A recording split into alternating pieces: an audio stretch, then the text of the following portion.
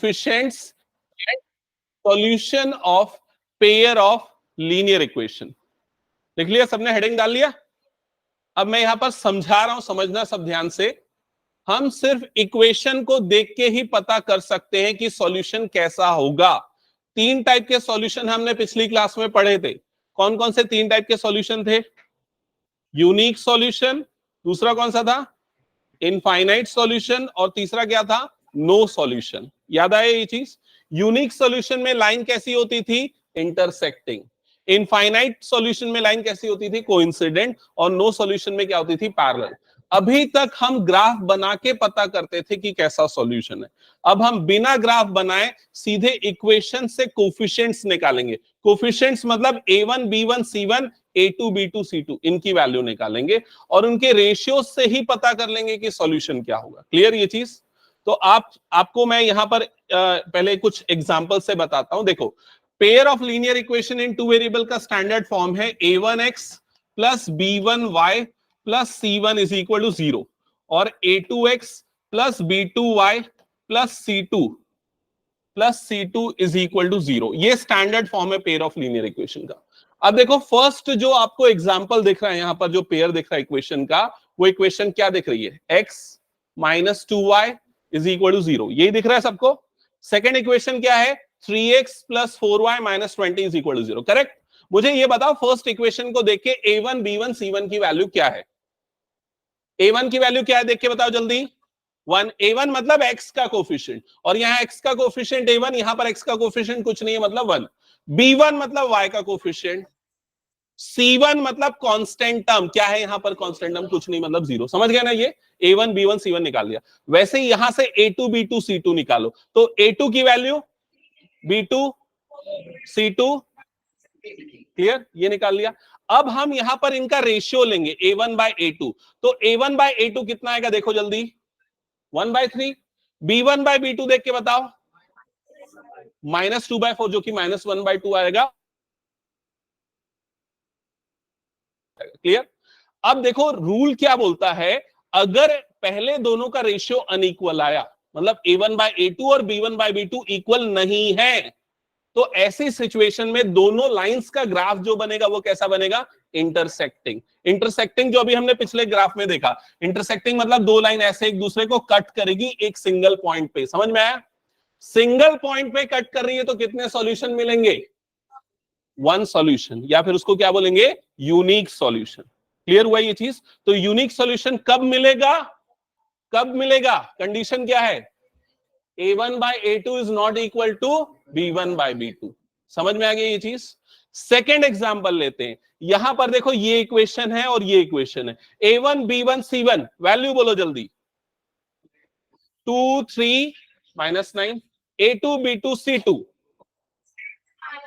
4 6 -18। अब a1 by a2 क्या आ जाएगा?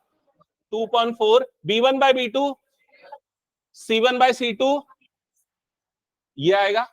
रेशियोस कितना आएगा देखो, ये कटेगा तो 1/2 1/2 1/2। करेक्ट? माइनस माइनस भी कट जाएगा, तो तीनों रेशियोस क्या आ गए? इक्वल। क्लियर? तो ऐसी सिचुएशन में जो हमारी लाइंस बनेंगी वो कैसी होंगी? Coincident line. कोइंसिडेंट मतलब दोनों लाइन का ग्राफ एक के ऊपर एक बनेगा। समझ में आ रहा है ये चीज? तो कितने कॉमन पॉइंट मिलेंगे हमको? इनफाइनाइट। इसलिए कितने सॉल्यूशन होंगे? Infinitely many solution. समझ में आ गया सबको ये? लास्ट एग्जांपल पे आते हैं, ये वाला जो आपको सामने दिख रहा है, a1 अपॉन a2। डायरेक्टली बताओ a1 अपॉन a2 क्या आएगा? b1 अपॉन b2 2/4 या 1/2। c1 अपॉन c2 -4 अपॉन -12, जो कितना हो जाएगा? 1/3। तो ये दोनों इक्वल हैं। क्या इक्वल है? a1 बाय a2 और b1 बाय b2। लेकिन ये वाला पार्ट आपस में इक्वल नहीं है। ऐसी सिचुएशन में लाइंस कैसी बनेंगी? पैरेलल। और अगर पैरेलल लाइन बनेगी मतलब एक दूसरे को कट नहीं करेंगी, कोई भी कॉमन पॉइंट नहीं होगा, तो कितने सॉल्यूशन मिलेंगे? No solution. समझ में आ गया ये चीज? तो ये सबसे इंपॉर्टेंट कंसेप्ट है जिसके बेसिस पे क्वेश्चन आना तय है। ठीक है? तो उसको अच्छे से टेबल को नोट डाउन कर लो प्रॉपरली, जैसा आपको एग्जांपल के साथ दिख रहा है, और उसके बाद फिर हम इस पे बेस्ड क्वेश्चन करेंगे। ठीक है? और किसी को कुछ समझ में नहीं आया, डाउट्स है तो पूछ लो।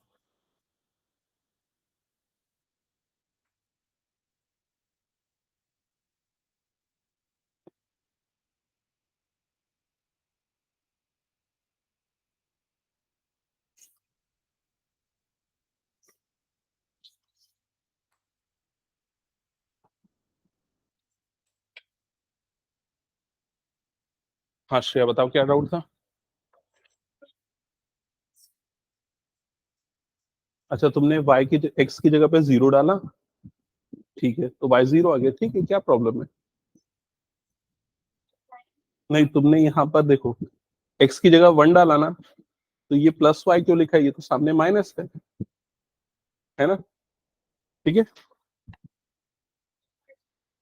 हाँ क्या बोल रहे हो, माइनस डालेंगे फिर भी माइनस। दिखाओ पेन दिखाओ, देखो यहाँ पर 1 और ये माइनस y था इज इक्वल टू 0 था, ऐसे ही था। अब क्या करोगे, y की वैल्यू निकालने के लिए y को इधर भेजोगे, तो 1 इज इक्वल टू क्या हो जाएगा y, तो y की वैल्यू 1 आ गई। अगर तुम -1 को इधर भेजोगे तो minus y is equal to -1 आएगा, तो दोनों का माइनस कट के तब भी तो y 1 आएगा, ठीक है।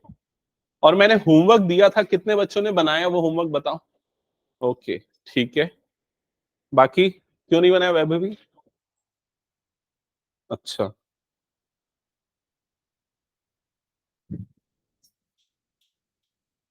बनाया होमवर्क, हम्म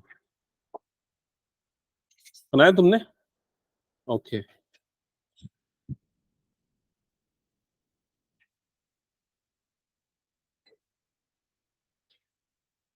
जल्दी जल्दी नोट करना सभी, क्योंकि हमें फिर क्वेश्चंस करने हैं। अगर 3-4 लोगों ने भी नोट कर लिया तो फिर मैं हटा दूंगा ना, तो इसलिए फास्ट करना।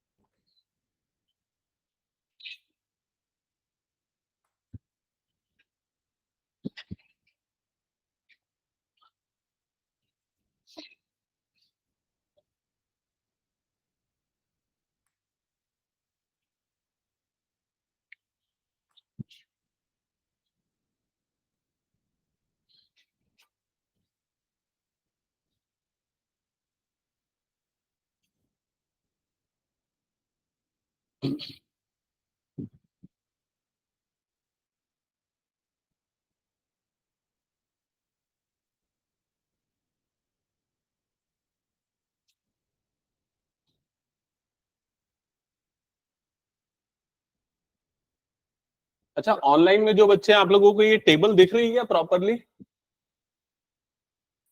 Yes yes sir. सर दिख रही है। ओके, वैसे बुक का ही स्क्रीनशॉट मैंने लेके लगाया है, तो अगर कुछ मिस हो जाता है तो आप बुक से नोट डाउन कर सकते हैं, ठीक है।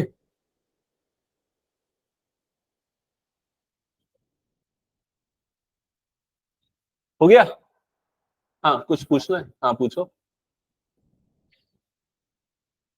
हम्म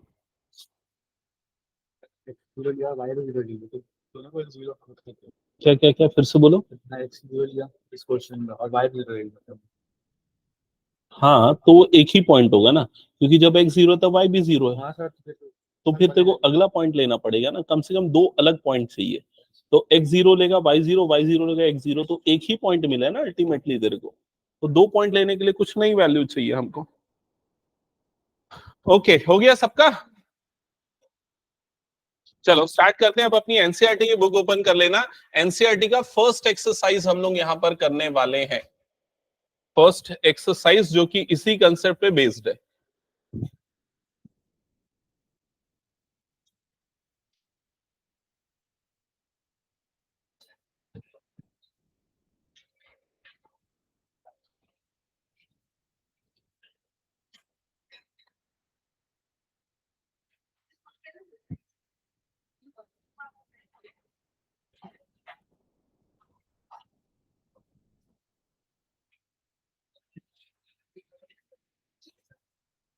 चलो स्टार्ट करते हैं। मैं सेकेंड क्वेश्चन से स्टार्ट कर रहा हूं अभी, ठीक है। क्वेश्चन नंबर 2 से स्टार्ट कर रहा हूं, तो पहले क्वेश्चन नंबर 2 की हेडिंग सब पढ़ लो। अच्छा एक और चीज इसमें ऐड कर लेना, मैं उसको नहीं लिख पाया, उस चीज को भी इसमें ऐड कर लेना। टेबल में, टेबल में हमने क्या देखा था, टाइप ऑफ सॉल्यूशंस यहां पर देखा था। लास्ट में एक और चीज ऐड करोगे, जब हमको यूनिक सॉल्यूशन मिलता है या फिर इनफाइनाइट सॉल्यूशन मिलता है, ये दोनों सिचुएशन, फर्स्ट एंड सेकंड वाली सिचुएशन, हमको सॉल्यूशन मिल रहा है, चाहे वो यूनिक हो या इनफाइनाइट हो। तो ऐसी सिचुएशन में इस पेयर ऑफ इक्वेशन को बोलते हैं कंसिस्टेंट। कंसिस्टेंट।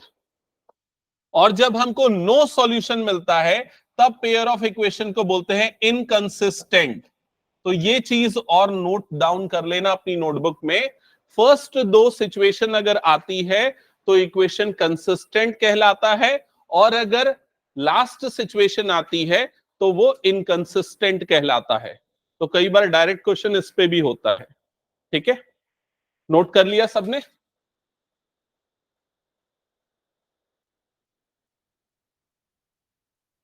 कुछ पूछना है क्या? कुछ पूछना है अक्षांश? ठीक, चलो अब आ जाते हैं क्वेश्चंस पे। तो क्वेश्चन नंबर 2 से हम स्टार्ट कर रहे हैं। क्वेश्चन नंबर 2 की हेडिंग एक बार पढ़ना, क्या लिखा हुआ है, पढ़ो ध्यान से। क्या लिखा है? On comparing the ratios. कौन से रेशियोज कंपेयर करने हैं? A1/A2, B1/B2, C1/C2। इन रेशियोज को क्या बोलेंगे? ये किनका रेशियोज है? कोफिशिएंट्स का रेशियोज है। On comparing the ratios, find whether the line representing the following pair of linear equation intersect at a point are parallel or coincident. मतलब आपको ये रेशियोज निकालने हैं और फिर चेक करना है ये इंटरसेक्टिंग लाइन बन रही है या पैरेलल लाइन बन रही है या फिर कोइंसिडेंट लाइन बन रही है। क्वेश्चन समझ में आ गया ना? ठीक है, तो फर्स्ट वाली लाइन के लिए मैं एक बार एक्सप्लेन करता हूं। फर्स्ट वाली लाइन की इक्वेशन ये और ये दो आपको दिख रही है। अब यहां पर डायरेक्टली A1/A2 हम निकालते हैं। तो A1 की वैल्यू क्या है देख के बताओ? 5। A2 की वैल्यू कितनी है? 7। 5/7। B1/B2 देखो कितना आएगा? -4/6, जिसको अगर सिंप्लीफाई करें तो कितना हो जाएगा? -2/3। यही होगा। क्या ये दोनों इक्वल आए हैं? A1/A2 इक्वल टू B1/B2, क्या ये इक्वल है? नहीं, तो नॉट इक्वल। और नॉट इक्वल में कैसा लाइन बनता है? इंटरसेक्टिंग। तो फर्स्ट वाले में क्या आएगा answer? Intersecting lines. Intersecting lines. Clear? ये नोट कर लेना, इंटरसेक्टिंग लाइंस। ठीक है, और सिर्फ इतना नहीं, इसके आगे एक और चीज लिखना। इंटरसेक्टिंग लाइन है तो कितने सॉल्यूशन? यूनिक सॉल्यूशन या वन सॉल्यूशन। ठीक है, तो उसके आगे लिखना यूनिक सॉल्यूशन और वन सॉल्यूशन। लिख लिया सबने? अब आखिरी चीज ये बताओ, हम इन पेयर ऑफ इक्वेशन को क्या कहेंगे? कंसिस्टेंट या फिर इनकंसिस्टेंट? कंसिस्टेंट। तो आपका आंसर उसके नीचे और लिख दो, कंसिस्टेंट। क्लियर सबको ये? अब जो काम हमने फर्स्ट के लिए किया वही सेकंड और थर्ड के लिए रिपीट करो फास्ट।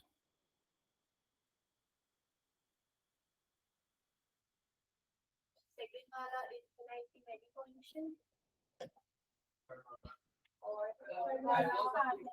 और वाला ओके, तो सेकंड वाले में A1/A2 की वैल्यू 1/2 आएगी, 9/18, 1/2। B1/B2 भी कितना आएगा? 1/2। और C1/C2 भी कितना आएगा? 1/2। सो आपका आंसर आएगा इनफाइनाइटली मेनी सॉल्यूशन। लाइन कैसी होंगी? कोइंसिडेंट। क्लियर? और कंसिस्टेंट या इनकंसिस्टेंट? कंसिस्टेंट। क्लियर सबको ये? ओके, थर्ड पार्ट में आ जाओ फिर। थर्ड पार्ट में A1/A2 की वैल्यू जल्दी से देख के बताओ कितनी होगी? 6/2। 6/2 मतलब कितना हो जाएगा? 3। 3/1। नेक्स्ट वाला कितना हो जाएगा? -3/-1, तो ये भी कितना आ जाएगा? 3/1। और C1/C2 कितना आ जाएगा? 10/9। तो क्लियर है, A1/A2 is equal to B1/B2, not equal to C1/C2। No solution. Lines कैसी होंगी? पैरेलल। कंसिस्टेंट बोलेंगे या इनकंसिस्टेंट? इनकंसिस्टेंट। क्लियर? तो वो आंसर लिख लो अपनी नोटबुक में।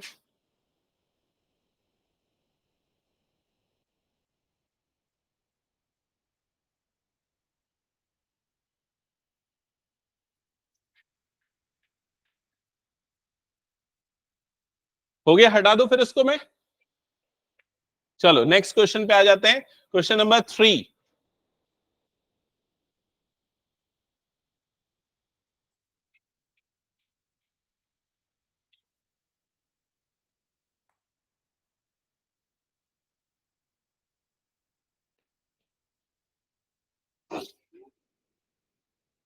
क्वेश्चन नंबर 3 में भी सेम काम करना है आपको रेशियोज चेक करने A1/A2, B1/B2, C1/C2 और डिसाइड करना है कंसिस्टेंट है या फिर इनकंसिस्टेंट है। क्लियर? तो स्टार्ट कर दो फर्स्ट पार्ट से। गुड, फर्स्ट वाला इनकंसिस्टेंट है। एक मिनट, कंसिस्टेंट आएगा ना? ओके, चेक करना एक बार। फर्स्ट वाले में रेशियोज क्या आ रहे हैं एक बार चेक कर लेना। हाँ, फर्स्ट वाले में A1/A2, ये वाली दोनों लाइन है ना फर्स्ट वाले के लिए। A1/A2 मतलब कितना हो जाएगा 3/2। B1/B2 कितना हो जाएगा 2/-3। क्या ये दोनों इक्वल है? नहीं है इक्वल। और इक्वल नहीं रहते हैं, A1/A2 not equal to B1/B2 होता है, तो उस सिचुएशन में हम इक्वेशन को क्या बोलते हैं? इनकंसिस्टेंट। कितने सॉल्यूशन मिलते हैं? Unique solution, lines intersecting lines. Clear? Oh sorry, मैं लिखा गलत हूं।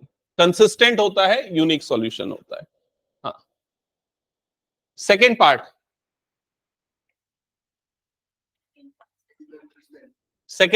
A1/A2 चेक करते हैं कितना आ जाएगा 2/4 जो कि होता है 1/2। B1/B2 -3/-6, -3/-6 वो भी कितना आ जाएगा 1/2।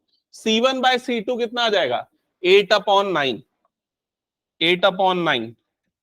ठीक है, तो A1/A2 is equal to B1/B2 but not equal to C1/C2। तो ऐसी सिचुएशन में इसको हम बोलेंगे इनकंसिस्टेंट। लाइन कैसी होंगी? पैरेलल।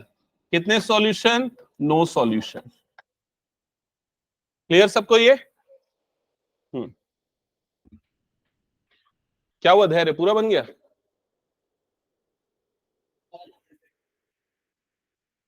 सपोर्ट वाला भी। ओके,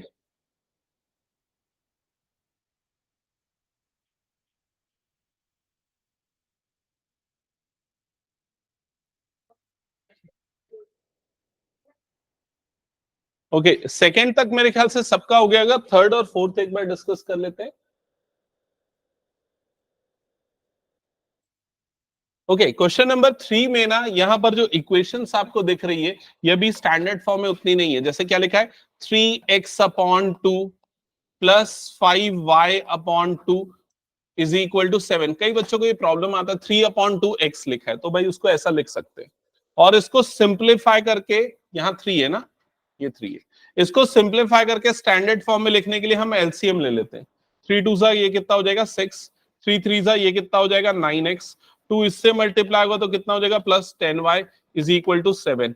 अब इसके बाद ये 6 इधर क्रॉस मल्टीप्लाई होगा तो ये हो जाएगा 9x plus 10y is equal to 42। तो ये बन जाएगी आपकी first equation. Second equation already आपको यहां पर गिवन थी। क्या है second equation? 9x minus 10y is equal to 14। ये इक्वेशन नंबर 2 ही। एक बार चेक करो, बताओ तो ये क्लियर है क्या? क्लियर है ना सबको? हाँ धैर्य, सबका ये आया क्या इक्वेशन सिंप्लीफाई करने के बाद? अब रेशियो देखो, अब रेशियो देखोगे तो ज्यादा क्लियरिटी आएगी। तो A1/A2 की वैल्यू बताओ कितनी आएगी? 9/9 कितना आ जाएगा 1। B1/B2 कितना आएगा 10/-10, तो कितना आएगा -1। समझ रहे हो? A1/A2 का जो वैल्यू आ रहा है वो 9/9 जो कि कितना हो रहा है 1। B1/B2 का जो वैल्यू आ रहा है वो 10/-10, तो इसका वैल्यू कितना आ जाएगा -1। तो क्या ये दोनों इक्वल हैं? A1/A2 is not equal to B1/B2। समझ गए ना? और अनइक्वल है मतलब क्या होगा? कंसिस्टेंट या इनकंसिस्टेंट? कंसिस्टेंट। क्लियर सबको ये? तो इसका आंसर आ जाएगा कंसिस्टेंट, यूनिक सॉल्यूशन और intersecting lines. Next question start कर दो जल्दी से बनाना, फोर्थ का।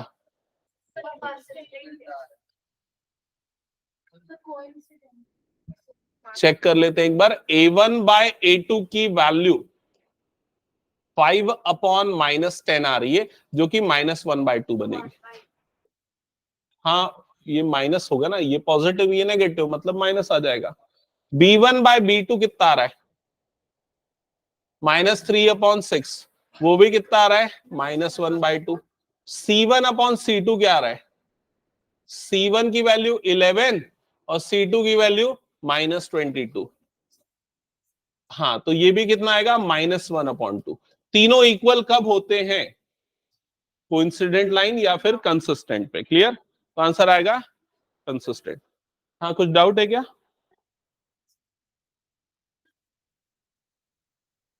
हाँ, अगर माइनस को नीचे लिखो या ऊपर लिखो उससे कोई फर्क नहीं पड़ेगा, समझ रहे हो?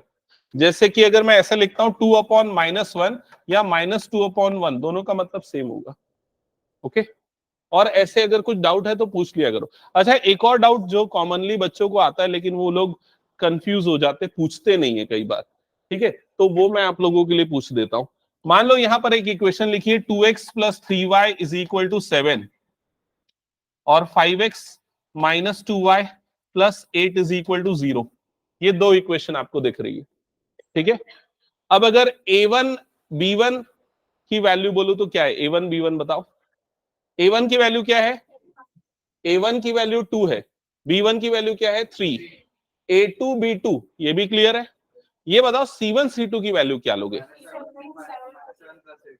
C1 C2 आप लोग के हिसाब से आप खुद ही डिसाइड कर सकते हो, या तो ये दोनों टर्म्स इस तरफ होनी चाहिए तब C1 C2 लो, या दोनों तरफ टर्म्स उधर होनी चाहिए।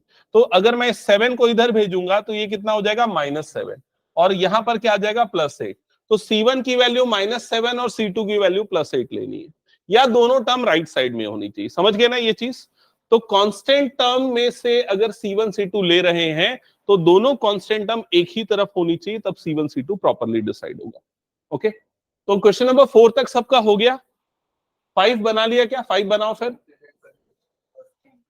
5 कंसिस्टेंट आ रहा है, ठीक है। जिनका हो गया ना वो नेक्स्ट क्वेश्चन स्टार्ट करो, और जिनका नहीं हुआ वो पूरे क्वेश्चन नंबर 5 तक कंप्लीट करो।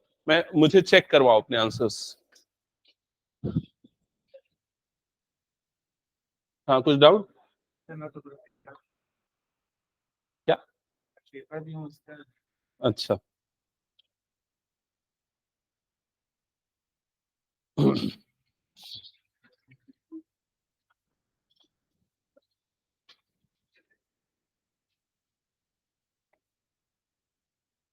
हो गया पूरा?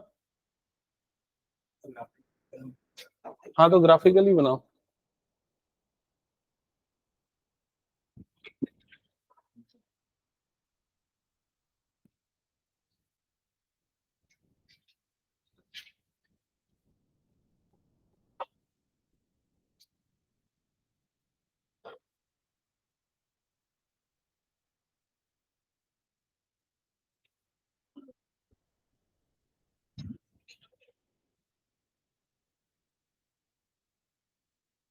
समृद्धि समझ में आ रहा है क्या? और श्री तुमको समझ में आ रहा है? हम्म। तो अगर क्वेश्चन नंबर 5 तुम लोग स्टार्ट कर रहे हो तो मेरा सजेशन है पहले सीधे रेशियोज निकालने के पहले उसको सिंप्लीफाई करके स्टैंडर्ड फॉर्म में ले आओ। जैसे कि यहाँ पर 2y/1 है, तो पहले इसको सिंप्लीफाई करने के लिए एलसीएम ले लो। एलसीएम क्या आ जाएगा? 3। ये क्या हो जाएगा? 4x। ये 3 इधर मल्टीप्लाई होकर क्या हो जाएगा? 6y = 8 बनेगा। समझ रहे हो ये? फिर उसके बाद इस टर्म को क्रॉस मल्टीप्लाई करो, ये 3 इधर क्रॉस मल्टीप्लाई हो जाएगा, तो ये बन जाएगा 4x + 6y = 8 3 कितना हो जाएगा? 24। तो ये वाली इक्वेशन यूज कर सकते हो। कर सकते हो इसलिए बोल रहा हूं क्योंकि ये अभी और सिंप्लीफाई हो सकती है। कैसे और सिंप्लीफाई हो सकती है बताओ? 2 से कॉमन निकल जाएगा, करेक्ट। तो यहां से हम चाहें तो 2 कॉमन निकाल सकते हैं। 2 कॉमन निकालेंगे तो लेफ्ट साइड में क्या बचेगा? 2x + 3y। राइट साइड में ये बचा है 24। अब 2 अपॉन में चला जाएगा तो ये हो जाएगा 2x + 3y = 24/2। तो ये कटेगा तो कितना आ जाएगा? 12। तो इक्वेशन बन जाएगी 2x + 3y = 12। तो ये वाली इक्वेशन भी आप यूज कर सकते हो। तो बेटर है, ये इक्वेशन सबसे सिंपलेस्ट फॉर्म में है। और ये वाली दूसरी इक्वेशन चेक करो तो रेशियोज क्या आएंगे दिनों के? सेम आ रहा है क्या? A1 bye A2 1, B1 bye B2 1, C1 bye C2 भी कितना आ रहा है? 1। तीनों इक्वल, तीनों इक्वल मतलब लाइंस कैसी होंगी? कोइंसिडेंट, इनफाइनाइट सॉल्यूशन, और इसे कहेंगे कंसिस्टेंट। आ गया सबका ये?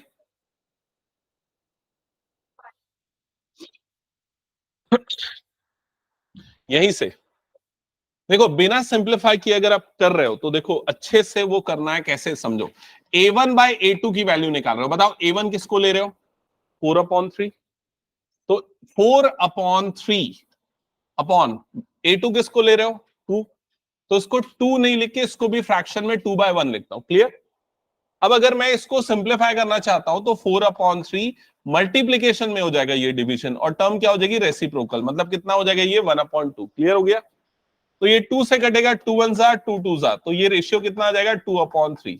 क्या ये क्लियर हुआ? A1 बाय A2 का रेशियो। अब बताओ B1 बाय B2 का रेशियो कितना होगा?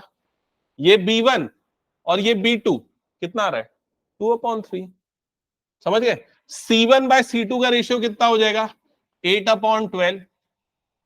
4 से कटेगा, 4 2 जा 4 3 जा, तो ये भी रेशियो कितना आ जाएगा? 2/3। ठीक है, नंबर अलग आएंगे लेकिन वैल्यू तीनों की सेम आनी आएगी। क्लियर? श्रेय कुछ डाउट? बाकी सबको भी क्लियर है इधर? हटा दो इस क्वेश्चन को फिर मैं। चलो नेक्स्ट क्वेश्चन पे आते हैं। ओके, सो नेक्स्ट क्वेश्चन में आपको ग्राफिकली आंसर करना है कि इनमें से कौन सा पेयर जो है वो कंसिस्टेंट है और कौन सा पेयर इनकंसिस्टेंट है। ग्राफिकली मतलब ग्राफ बना के बताना है। तो कौन से ग्राफ में इनकंसिस्टेंट कहा जाएगा? तीन तरह के ग्राफ बन सकते हैं, ये हमने देखा है ना। तीन तरह के ग्राफ, पहला ग्राफ कैसा बन सकता है? इंटरसेक्टिंग। दूसरा ग्राफ क्या बन सकता है? कोइंसिडेंट। तीसरा ग्राफ क्या बनेगा? पैरेलल। तो कौन से ग्राफ में हम इनकंसिस्टेंट कहेंगे? पैरेलल में। क्लियर हो गया सबको ये चीज? तो ग्राफ बना के ये हो जाएगा सबका। ये मैं होमवर्क के लिए छोड़ रहा हूं, ठीक है? ये आपका होमवर्क रहेगा करना, लेकिन अल्जेब्रिकली मुझे अभी आंसर करके बताओ। रेशियोज क्या आ रहा है कोफिशिएंट्स का? 1/2। सबका आया कि नहीं? देखो 1/2, 1/2, 5/10 मतलब कितना आ जाएगा? 1/2। तीनों इक्वल लाइंस कैसी बनने वाली है? कोइंसिडेंट। तो ग्राफ बनाने के पहले ही आपको पता चल जा रहा है कि ग्राफ कैसा बनेगा। तो अगर गलती हुई तो आप पकड़ लोगे, ठीक है? सेकेंड वाले पे आते हैं। A1 बाय A2 कितना होगा? जल्दी देख के बताओ। A1 बाय A2, B1/B2 -1/-3, तो माइनस कट के क्या बन जाएगा? 1/3। C1/C2 1/2, तो 1/3, 1/3, 1/2। इनकंसिस्टेंट लाइन कैसे बनने वाली है? पैरेलल। तो अगर ग्राफ में पैरेलल नहीं बन रहा है लेकिन आपको पता है पैरेलल बनना चाहिए तो बनाना है। समझ गए ना? गलती आइडेंटिफाई करनी। नेक्स्ट पे आओ, जल्दी बताओ।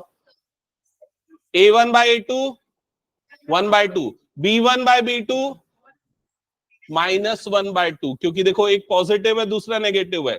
तो A1 bye A2 1/2, B1/B2 -1/2। Unequal हो गए। अनइक्वल हुए मतलब कैसी लाइन बनेंगी?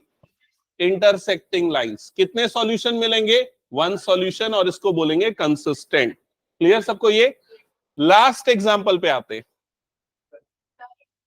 पहले बताओ A1 बाय A2 कितना आएगा? 2/4, दैट इज 1/2। B1/B2 क्या आएगा?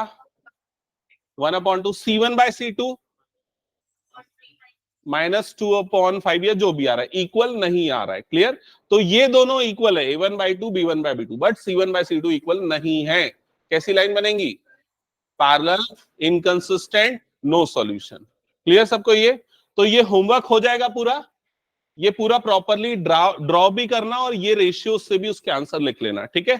चलो नेक्स्ट क्वेश्चन पे आते हैं। अब कुछ वर्ड प्रॉब्लम्स पे हम डिस्कशन करेंगे जिसमें हम मैथमेटिकल मॉडलिंग करेंगे। मैथमेटिकल मॉडलिंग का मतलब होता है आप प्रॉब्लम्स को मैथमेटिकल इक्वेशन के फॉर्म में रिप्रेजेंट करेंगे। तो जैसे फर्स्ट क्वेश्चन आपको जो लिखा है, अच्छा इसमें बहुत से बच्चों को प्रॉब्लम जाती है, तो उसकी अंडरस्टैंडिंग बढ़ानी है। आप अच्छे से पढ़ना पड़ेगा क्वेश्चन। टाइम लो 30 सेकेंड 40 सेकेंड का और अच्छे से रीड करो।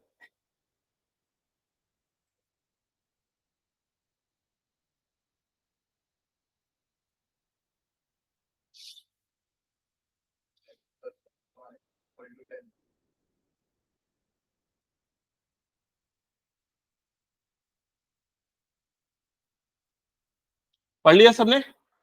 तो अब इसको ना आप अपने हिसाब से समझो कि क्या दिया हुआ है क्वेश्चन में। सबसे पहला स्टेटमेंट ये बोल रहा है कि एक क्विज में टोटल 10 स्टूडेंट्स पार्टिसिपेट कर रहे हैं। 10 लोग हैं, कुछ लड़के हैं कुछ लड़कियां हैं, पता नहीं कितने हैं, ठीक है, लेकिन टोटल कितने हैं? 10। अब एक और लाइन, ये वाली लाइन बहुत इंपॉर्टेंट थी, ये वाली line, if the number of girls is, क्या लिखा पढ़ो, 4 more than number of boys. मतलब क्या? लड़कियां ज्यादा है लड़कों से। कितनी ज्यादा है? 4 ज्यादा है। क्लियर हो गया ये चीज? अब आपको इसका सॉल्यूशन निकालना है, मतलब कितनी लड़कियां हैं कितने लड़के, ये निकालना है। तो सबसे पहले हम अज्यूम करेंगे कि लड़कियों का काउंट है, लड़कों का काउंट पहले लेते हैं। लड़कों का काउंट है x, तो लिखो let the number of boys be x, let the number of boys be x and number of girls be y। तो यहां पर x boys and y girls. Clear? Okay. अच्छा, अभी ये बताओ मुझे इस चैप्टर का नाम क्या है? Pair of linear equation in two variable. ठीक है, आंसर आ गया, लेकिन अगला बना अगर आ गया तो। बाकी लोग इधर देखो, pair of linear equation in two variable, क्योंकि यहां दो वेरिएबल है एक्स और वाई। पेयर ऑफ इक्वेशन मतलब दो इक्वेशन बनेगी, समझ गए ना? तो दो इक्वेशन के लिए आपको दो स्टेटमेंट दी होगी, तो वो देखो कि दो स्टेटमेंट कौन सी है। तो पहली स्टेटमेंट पहली लाइन में क्या है? टोटल कितने स्टूडेंट है? 10। तो इसका मतलब दोनों का काउंट ऐड करोगे, ऐड करोगे मतलब क्या बनेगा? x प्लस वाई, और टोटल कितने स्टूडेंट हो जाएंगे? 10। समझ गए ये चीज? फिर सेकंड स्टेटमेंट क्या बोल रही है, पढ़ो। If the number of girls 4 more than number of boys, मतलब गर्ल्स जो है बॉयज से 4 ज्यादा है। अब इसको आप अलग अलग तरीके से समझ सकते हैं। जैसे हमने गर्ल्स का काउंट लिया है y, बॉयज का काउंट लिया है x, तो आप चाहो तो इक्वेशन ऐसा बना दो, y minus x is equal to 4, क्योंकि अगर ये 4 ज्यादा है तो दोनों का डिफरेंस कितना आ जाएगा? 4 आ जाएगा। क्लियर? या फिर आप चाहो तो ऐसे भी लिख सकते हो इस इक्वेशन को, नंबर ऑफ गर्ल्स मतलब कि y is equal to 4 more than number of boys, मतलब y is equal to x plus 4। आपको जैसे समझ में आए, लेकिन y का जो वैल्यू होगा वो x से ग्रेटर होगा। कितना ग्रेटर होगा? 4। समझ गए ये? तो ये दोनों इक्वेशन बनाना सबको समझ में आया क्या? बताओ एक बार। जब भी मोर देन यूज होगा तो हम क्या करेंगे? उसमें ऐड करेंगे। अगर ऐसा लिखा होता number of girls is 5 less than number of boys, तो क्या करते बताओ? y इज इक्वल टू क्या होता? y minus 5। समझ रहे हो? Number of girls is 5 less than number of boys, तो y इज इक्वल टू क्या आ जाता है? x minus 5। ध्यान से सुनना और आंसर करना, सारे बच्चों को बोल रहा हूं। अगर क्वेश्चन की स्टेटमेंट होती if the number of girls is double the number of boys, तो इक्वेशन क्या बनाते? y इज इक्वल टू क्या आ जाता है? 2x। क्लियर सबको ये चीज? अगर क्वेश्चन में ये स्टेटमेंट होती if the number of girls is 5 more than twice the number of boys, सुनो ध्यान से, number of girls is 5 more than twice the number of boys, तो नंबर ऑफ बॉयज का डबल करोगे 2x, 5 मोर देन मतलब plus 5 करोगे तो आपको क्या मिलेगा? नंबर ऑफ गर्ल्स मतलब y की वैल्यू। समझ गए? तो आपको ये जो कीवर्ड्स है ना, इसको समझ के इक्वेशन बनाना आना चाहिए। क्लियर सबको ये? एक और स्टेटमेंट बोल रहा हूं, इक्वेशन बताना। If the number of girls is 3 less than twice the number of boys, y is equal to 2x minus 3। जब भी ट्वाइस थ्राइस ये होता है तो मल्टीप्लाई हो जाएगा, लेस देन होगा तो माइनस, मोर देन होगा तो प्लस। क्लियर सबको ये? तो ऐसे करके आप इक्वेशन बनाओगे, तो यहां पर हमें दो इक्वेशन मिल गई। अब आपको क्या करना है? आंसर निकालना है, नंबर ऑफ बॉयज और नंबर ऑफ गर्ल्स। तो कैसे निकालोगे? तो इसको निकालने के लिए हम दोनों का ग्राफ प्लॉट करेंगे। समझ में आया? ग्राफ प्लॉट करके दोनों ग्राफ कहां पर कट कर रहे हैं उसके कोऑर्डिनेट निकालेंगे, उससे आंसर मिलेगा। क्लियर सबको ये? ठीक है, तो ये बन जाएगा ग्राफ वाला। चलो, इसके बाद क्वेश्चन नंबर 2 आप लोग खुद से ट्राई करो। हम्म सर मैं वैसे ही किया हूँ, y की वैल्यू उधर बिल्कुल आप लोग सही किए हो। तो एक्चुअल में ये चीज मैं बताने वाला था, लेकिन आप तुम लोग बीच में बोल रहे हो तो मैं बता देता हूं। देखो, जैसे ये a1x plus b1y plus c1 is equal to 0, a2x plus b2y plus c2 is equal to 0, ये जो पेयर ऑफ लीनियर इक्वेशन है, इनको सॉल्व करने के ब्रॉडली दो मेथड है। एक जो मेथड है उसको बोलते हैं ग्राफिकल मेथड। ग्राफिकल मेथड में क्या करते हैं, हम दोनों लाइंस का ग्राफ बनाते हैं और उसके बाद ग्राफ का इंटरसेक्टिंग पॉइंट निकाल के, जहां पर कट कर रहे हैं उसके कोऑर्डिनेट निकाल के एक्स और वाई की वैल्यू निकालते हैं। दूसरा जो मेथड होता है उसको बोलते हैं अलजेब्रिक मेथड। अलजेब्रिक मेथड से सॉल्व करने के तीन और मेथड होते हैं। एक को बोलते हैं सब्स्टिट्यूशन मेथड, तो जो अभी तुम लोगों ने बताया ना, बनाया ना, सॉल्व किया y की वैल्यू पुट करके, वो सब्स्टिट्यूशन मेथड कहलाता है। एक और मेथड होता है जिसको बोलते हैं एलिमिनेशन मेथड। एक और मेथड होता है जिसको बोलते हैं क्रॉस मल्टीप्लिकेशन मेथड। तो ये इतने सारे मेथड्स होते हैं और हमें सारे मेथड्स प्रैक्टिस करने। आखिरी वाले को छोड़ के क्रॉस मल्टीप्लिकेशन डिलीट हो गया है, तो सबसे पहली प्रैक्टिस अलजेब्रिक मेथड से हम करेंगे, फिर उसके बाद हम सब्स्टिट्यूशन और फिर क्रॉस एलिमिनेशन मेथड पे जाएंगे। क्लियर? लेकिन क्वेश्चन में कई बार मेंशन होता है कि आप इस मेथड को यूज करके सॉल्व करो, और ग्राफिकल के क्वेश्चन आते हैं, तो इसलिए मैं सजेस्ट करूंगा पहले इसको ग्राफिकल से सॉल्व करो, फिर अलजेब्रिक से हम दोबारा देखेंगे। क्लियर? तो क्वेश्चन 1 हो गया, उसको आप सॉल्व करना। क्वेश्चन नंबर 2 पहले उसका भी इक्वेशन बना लेते हैं, फिर दोनों का ग्राफ एक साथ डिस्कस करेंगे। 20 और 7x plus 5y equal to 46। Okay, तो ना ग्राफ बना के सॉल्व करना चालू करो, फिर रफ में बना लो ऐसी ग्राफ फटाफट। और बाकी जिन्होंने अभी तक क्वेश्चन नहीं पढ़ा है वो पहले क्वेश्चन पढ़ लो और उससे इक्वेशन बना लो, फिर दोनों का ग्राफ एक साथ बनाना है।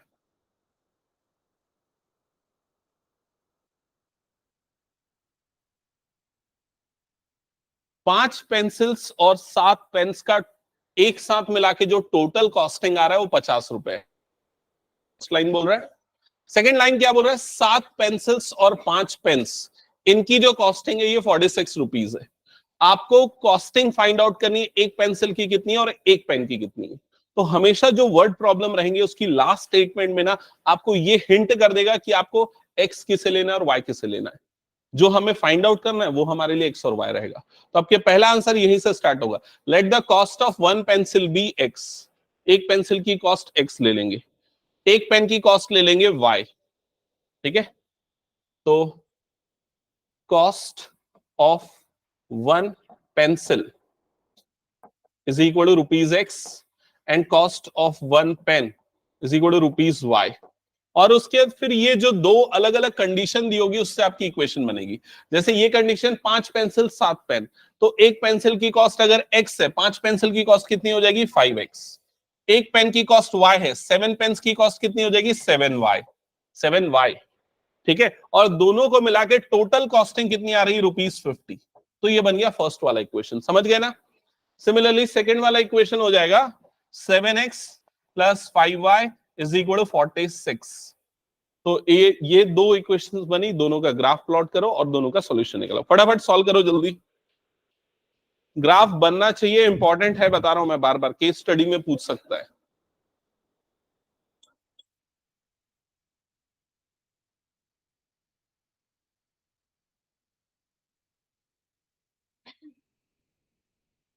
क्या वो क्या सोच रहे हैं?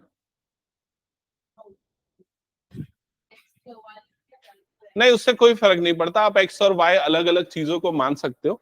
ठीक है,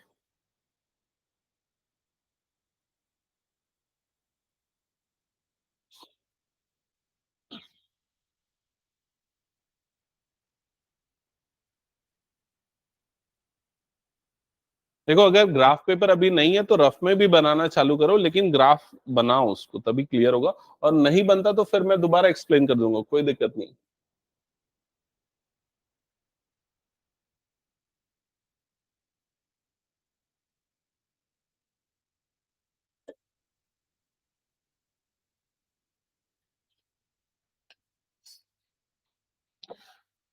फर्स्ट क्वेश्चन के सॉल्यूशन के लिए अगर मैं ग्राफ बनाने जाऊं तो यहां पर इक्वेशन ये है, उसकी फर्स्ट इक्वेशन ये है, एक्स और वाई की वैल्यू निकालना है।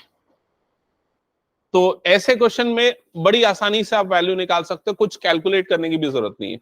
जैसे अगर मैं x की जगह 0 डालता हूं तो y की वैल्यू कितनी आ जाएगी 10, और अगर y की जगह 0 डालता हूं तो x की वैल्यू कितनी आ जाएगी 10।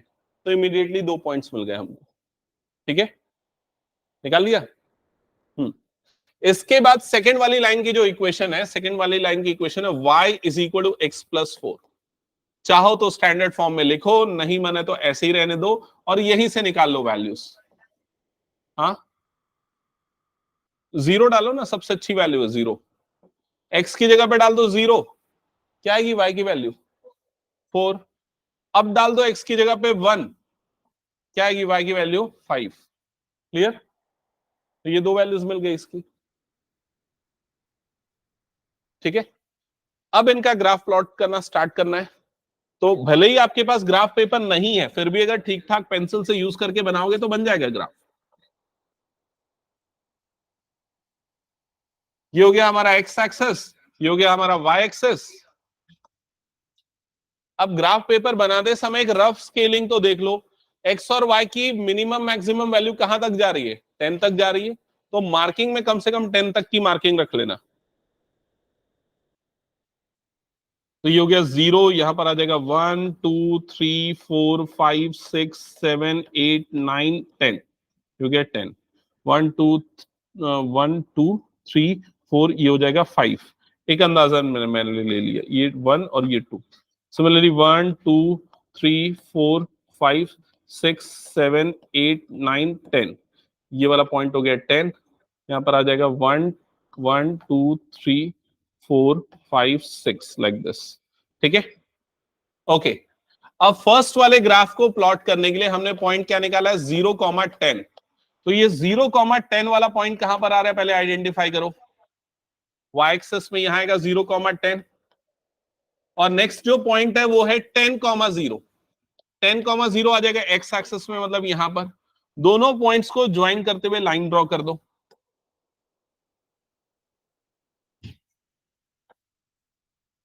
इस लाइन का प्रॉपरली जो नाम है वो भी लिखो, नाम मतलब उसकी इक्वेशन x प्लस y is equal to 10, correct. Second वाली लाइन की इक्वेशन का ग्राफ ड्रॉ करेंगे, तो उसके ग्राफ के लिए हमें पॉइंट्स क्या क्या मिले। यहां पर एक पॉइंट आया 0,4, तो 0,4 वाला पॉइंट कहां पर आएगा y एक्सिस में, यहां पर ये वाला पॉइंट हो गया 0,4। और नेक्स्ट पॉइंट का कोऑर्डिनेट है 1,5। हाँ बिल्कुल, 1,5 ये वाला पॉइंट यहां पर कहीं आएगा। अब इन दोनों पॉइंट्स को ज्वाइन करते हुए लाइन ड्रॉ कर दो, तो इसका लाइन का ग्राफ ऐसा कुछ बनेगा। क्लियर? ये सबका बन गया क्या, एक बार बताओ जल्दी। ओके, जो नहीं बना रहे ना वो गलत कर रहे हैं, बता रहा हूं। क्वेश्चन जब तक नहीं सॉल्व करोगे ना, भले ग्राफ हो जैसा भी हो, लेकिन आलस करके बैठ जाओगे ना तो फिर मैं कुछ नहीं कर सकता। ठीक है, मैथ्स के क्वेश्चन बनाओगे तभी स्पीड बढ़ेगी अपने आप। तो दोनों इंटरसेक्ट कर रहे हैं यहां पर। ये वाला जो पॉइंट है ये उसका सॉल्यूशन पॉइंट है। सॉल्यूशन पॉइंट क्यों बोलते हैं, क्योंकि इस पॉइंट का जो कोऑर्डिनेट होगा वही सॉल्यूशन कहलाएंगे। तो इस पॉइंट के कोऑर्डिनेट निकालो, तो कोऑर्डिनेट कितने आएंगे देखो यहां पर 3,7। 3,7 आएगा ना। इसका x कोऑर्डिनेट कितना आ रहा है देखो यहां पर 3, इसका y कोऑर्डिनेट कितना आ रहा है 7। तो इस पॉइंट का कोऑर्डिनेट हो जाएगा 3,7। आया क्या ये किसी का, बताओ जल्दी। आ गया? ओके। 3,7 का मतलब x की वैल्यू क्या है 3, y की वैल्यू क्या है 7। और ये किस क्वेश्चन का सॉल्यूशन है, वो गर्ल्स और बॉयज वाला, याद आया, जिसमें टोटल कितने स्टूडेंट थे।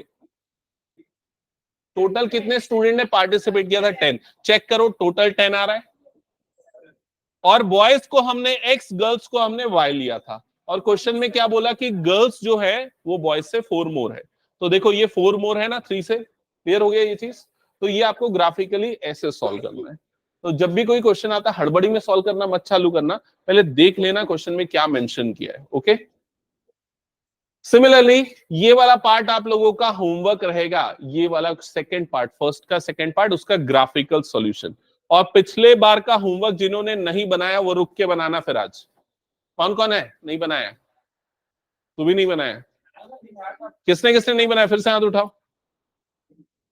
हाँ ठीक है, और जो था, अच्छा किसने बनाया वो हाथ उठाओ। सबने बनाया, ये सिद्धि ने नहीं बनाया ना। हाँ, और किसने नहीं बनाया, प्रांशी नहीं बनाया। सब बना के लाओ अगली क्लास तक, ठीक है। आज नहीं रोक रहा हूँ, लेकिन अगली बार से रोकने के लिए कोई मैडम टीचर भी चाहिए ना संभालने के लिए, तो अगली बार बोल दूंगा मैडम को। कौन से क्वेश्चन में? ओके ठीक है। हाँ हाँ, चेक हो गया है पेपर, वो मैम अभी फ्री होंगी तो